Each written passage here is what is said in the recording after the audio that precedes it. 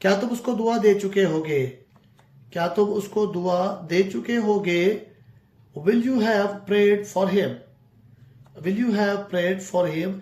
इस जुमले में हमारा सब्जेक्ट यू है, लिहाजा हमने हेल्पिंग वर्ब विल लगाया है और वो शुरू में लगा दिया है।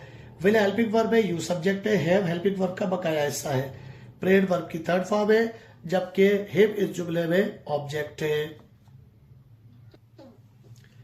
Welcome to 50 day tenses course.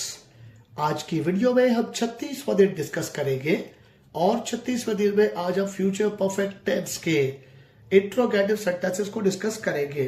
Future perfect के इंट्रोगेटिव सेंटेंसेस क्या होते हैं और ये कैसे बनते हैं, इनकी मिसालें क्या है और इनका स्ट्रक्चर फार्मूला क्या है, ये तमाम चीजें हम आज इसी वीडियो में कवर करेंगे। और वीडियो के एंड पे आपको एक एक्सरसाइज भी दी जाएगी जिसे आप आराम से घर बैठे सॉल्व करके मुझे उसके जवाब कमेंट बॉक्स में बता सकते हैं। अब आपको कोई भारी भरकम फीसें अदा करने की और सेंटरों में जाने की कोई जरूरत नहीं। अगर आप बड़ी उम्र के हो गए हैं, दोस्तों और रिश्तेदारों से इंग्लिश में बातचीत करना चाहते हैं लेकिन बच्चों के साथ बैठ के इंग्लिश में पढ़ नहीं सकते, सीख नहीं सकते, तो हमारे यूट्यूब चैनल आप ही के लिए है। ऐसे जुमले जिसमें चुका होगा, चुकी होगी और चुके होंगे का लफ्ज सवालिया जुमले के साथ आए वो फ्यूचर परफेक्ट इंट्रोगेटिव के जुमले कहलाते हैं। जैसे क्या तुम उससे मिल चुके होगे? क्या मैं उसके पास जा चुका होगा? अगर आप नोट करें तो इन दोनों जुमलों में चुका होगा, चुकी होगी का लफ्ज भी आया है और इसके अंदर क्या का लफ्ज भी आया, यानी सवाल भी पूछा गया है। ऐसे ही जुमलों को फ्यूचर परफेक्ट के इंट्रोगेटिव सेंटेंसेस के जुमले कहते हैं। ऐसे जुमलों को बनाने के लिए अब ये फार्मूला इस्तेमाल करते हैं। जुमले में सबसे पहले हेल्पिंग वर्ब शल आता है, फिर सब्जेक्ट आता है, उसके बाद हम हेल्पिंग वर्ब हैव लगाते हैं, यानी शल है हमारा कंप्लीट हेल्पिंग वर्ब है जिसमें से हम हेल्पिंग वर्ब शल को शुरू में रख रहे हैं, बकाया हेल्पिंग वर्ब हैव को बाद में रख रहे हैं और सब्जेक्ट को बीच में रख रहे हैं। वर्ब की थर्ड फॉर्म आएगी और आखिर में ऑब्जेक्ट आएगा। रिमेंबर के ऐसे तमाम जुमले जिनका सब्जेक्ट आई और वी हो, हम उसके साथ हेल्पिंग वर्ब शल इस्तेमाल करते हैं। जैसे क्या मैं तुमको अपनी कार दे चुका होगा? Shall I have given to you my car? इस जुमले में हमारा सब्जेक्ट आई था, लिहाजा हमने हेल्पिंग वर्ब शल शुरू में रख दिया है। शल हेल्पिंग वर्ब है, आई सब्जेक्ट है और हैव हमारा बकाया हेल्पिंग वर्ब है। गिवन वर्ब की थर्ड फॉर्म है, जबकि टू यू इस जुमले में ऑब्जेक्ट है और माय कार इस जुमले में इनडायरेक्ट ऑब्जेक्ट है। ऐसे जुमलों को बनाने के लिए अब ये फार्मूला भी इस्तेमाल करते हैं। जुमले में सबसे पहले विल आता है, उसके बाद सब्जेक्ट आता है और बकाया हेल्पिंग वर्ब हैव आता है। वर्ब की थर्ड फॉर्म आती है और आखिर में ऑब्जेक्ट आता है। रिमेंबर के वो तमाम जुमले जिनका सब्जेक्ट आई और वी के अलावा हो, हम उनके साथ हेल्पिंग वर्ब विल इस्तेमाल करते हैं। जैसे क्या वो दरख्त उगा चुके होंगे? Will they have planted the trees? इस जुमले में हमने हेल्पिंग वर्ब विल शुरू में रखा है क्योंकि हमारा सब्जेक्ट दे है। विल हेल्पिंग वर्ब है, दे सब्जेक्ट है, हैव बकाया हेल्पिंग वर्ब है, यानी complete helping verb will have है।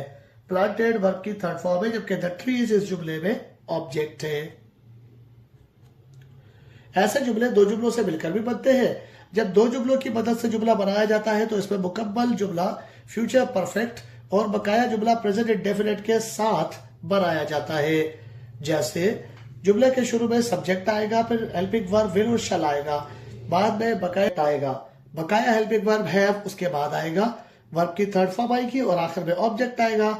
लेकिन अब चूंकि हम ये सीख रहे हैं कि ये जुमले दो जुमलों से मिलकर बनेंगे, लिहाजा दो जुमलों को मिलाने के लिए हम बीच में एक कंजंक्शन बिफोर लगाएंगे, उसके बाद बकाया हिस्सा आएगा और चूंकि बकाया हिस्सा प्रेजेंट इंडेफिनिट में आएगा, लिहाजा उसके अंदर पहले सब्जेक्ट आएगा, फिर वर्ब आएगा और आखिर में ऑब्जेक्ट आएगा। और ये मुमकिन है कि प्रेजेंट इंडेफिनिट में जो जुमला है उसका सब्जेक्ट थर्ड पर्सन सिंगुलर हो, लिहाजा वर्ब के साथ एस ई एस और आई एस भी हमने साथ में फार्मूले के अंदर ही लगा दिया है।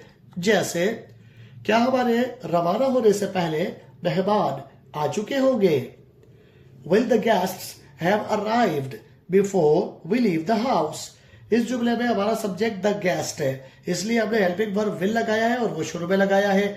विल हेल्पिंग वर्ब है, द गेस्ट हमारा सब्जेक्ट है, जबकि हैव बकाया हेल्पिंग वर्ब है। अराइव्ड इस जुमले में वर्ब की थर्ड फॉर्म है। ये एक जुमला तो दोस्तों बन गया है हमारा फ्यूचर परफेक्ट का, लेकिन इस जुमले में दो हिस्से होते हैं, लिहाजा हमने दोनों को मिलाने के लिए कंजंक्शन लगाया है बिफोर, और उसके बाद बाकी हिस्सा प्रेजेंट इंडेफिनिट में रखा है, जिसमें वी हमारा सब्जेक्ट है, लीव वर्ब है और द हाउस इस जुमले में एडवर्ब ऑफ टाइम है। क्या वो कल तक तकरीर कर चुके होंगे? क्या वो कल तक तकरीर तैयार कर चुके होंगे? Will they have prepared their speech till tomorrow? Will they have prepared their speech till tomorrow? इस जुमले में हमारा सब्जेक्ट दे है, लिहाजा हमने हेल्पिंग वर्ब विल शुरू में रखा है। विल सब्जेक्ट है, दे हेल्पिंग वर्ब है उसका बकाया हिस्सा है। प्रिपेयर्ड वर्ब की थर्ड फॉर्म है, जबकि देयर इज स्पीच इस जुमले में ऑब्जेक्ट है। टिल टुमारो हमें एडवर्ब ऑफ टाइम के लिए दिया गया है, जो कि वक्त का पता देता है। क्या मैंने उससे पहले तुम्हें तोहफा दिया होगा? क्या मैंने इससे पहले तुम्हें तोहफा दिया होगा? Shall I have given you gift before this? Shall I have given you gift before this? हमारा सब्जेक्ट I है, लिहाजा हमने हेल्पिंग वर्ब shall शुरू में रखा है। shall हमारा सब्जेक्ट है, I हेल्पिंग वर्ब है, जबकि have बकाया हेल्पिंग वर्ब है। given वर्ब की थर्ड फॉर्म है, जबकि you इस जुमले में ऑब्जेक्ट है। गिफ्ट इस जुमले में इनडायरेक्ट ऑब्जेक्ट है और before this adverb of time है, जो कि टाइम का पता देता है। क्या वो पहले ही ये चिड़ियाघर घूम चुके होंगे? क्या वो पहले ही ये चिड़ियाघर घूम चुके होंगे?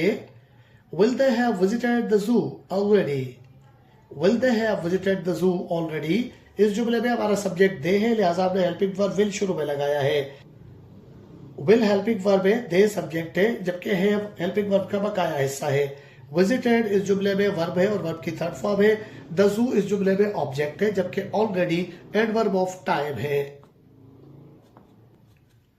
क्या वो ये टेस्ट पास कर चुका होगा? क्या वो ये टेस्ट पास कर चुका होगा? Will he have passed this test? Will he have passed this test इस जुमले में हमारा हेल्पिंग वर्ब विल है, सब्जेक्ट ही है, हैव बकाया हेल्पिंग वर्ब है, पास्ट वर्ब की थर्ड फॉर्म है, जबकि दिस टेस्ट इस जुमले में ऑब्जेक्ट है। क्या हम नई कार खरीद चुके होंगे? क्या हम नई कार खरीद चुके होंगे?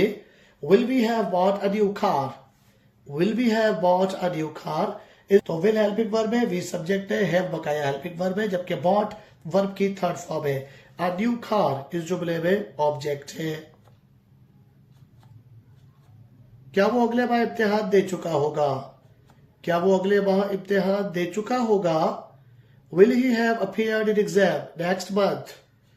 Will he have appeared in exam next month? इस जुमले में हमारा सब्जेक्ट ही है, लिहाजा हमने हेल्पिंग वर्ब विल रखा है और वो शुरू में रख दिया है। विल हेल्पिंग वर्ब है, ही सब्जेक्ट है, वर्ब का बकाया हिस्सा है। अपीयर्ड वर्ब की थर्ड फॉर्म है, जबकि इन द एग्जाम ये हमारा ऑब्जेक्ट है और next month adverb of time है।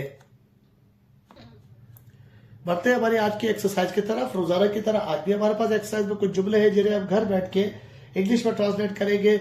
आप मुझे उसके जवाब कमेंट बॉक्स में बता सकते हैं। आज जो हमने स्ट्रक्चर सीखा है, दोस्तों रिश्तेदारों से इस स्ट्रक्चर के जुमले बना के उनसे गुफ्तगू कीजिए, ताकि आपकी इंग्लिश रवा हो जाए और while speaking you will not feel any kind of difficulty. आज की एक्सरसाइज ये है, क्या उसको इस बात का पता चल चुका होगा? क्या उसके अकाउंट खोलने से पहले बैंक खुल चुका होगा? क्या मशीन लगाने से पहले लाइट जा चुकी होगी? क्या डॉक्टर मरीज को चेक कर चुका होगा?